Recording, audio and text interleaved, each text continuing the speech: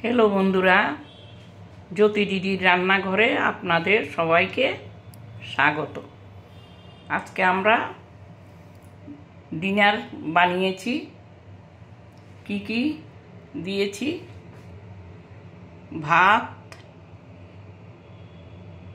একটা রুটি, দুইটা সন্দেশ, লেবু আর নিরামিষ তরকারি, ডাল আর ইঁচড় চিংড়ি মাছ।